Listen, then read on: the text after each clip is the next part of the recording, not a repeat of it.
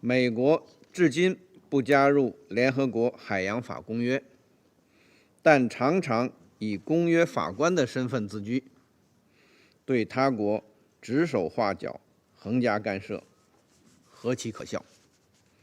We again call on China to abide by the 2016 ruling of the Arbitral Tribunal convened under the 1982 Law of the Sea Convention, which is both final and legally binding on China and the Philippines.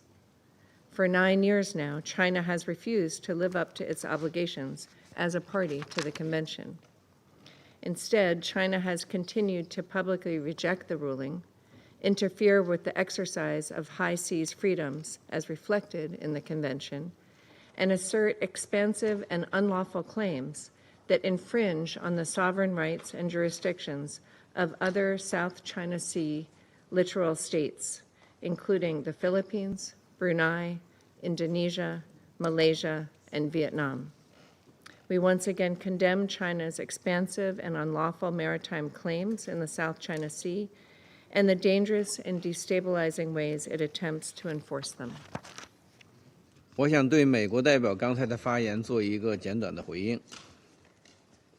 我想强调，中国对南海诸岛及其附近海域拥有不可争辩的主权。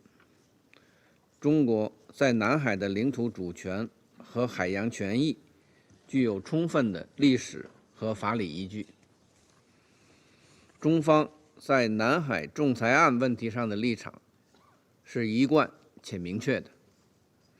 中国不接受、不承认所谓的裁决，不接受任何基于该裁决的主张和行动。事实上，近年来在中国与东盟国家的共同努力下，南海局势保持着总体稳定，航行和飞越自由不存在任何问题。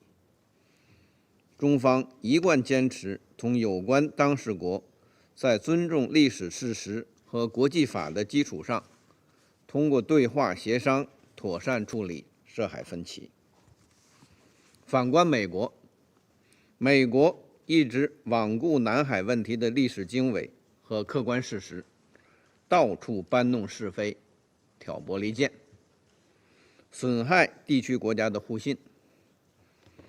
美国至今不加入联合国海洋法公约，但常常以公约法官的身份自居，对他国指手画脚、横加干涉，何其可笑！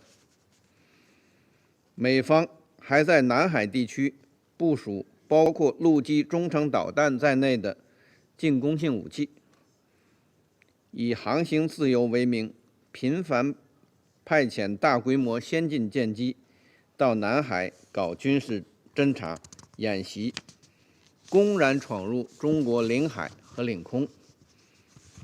究竟是谁在搞乱南海、搞乱地区？人尽皆知。是谁在南海搞胁迫霸凌、威胁南海航行自由？不言自明。谢谢主席。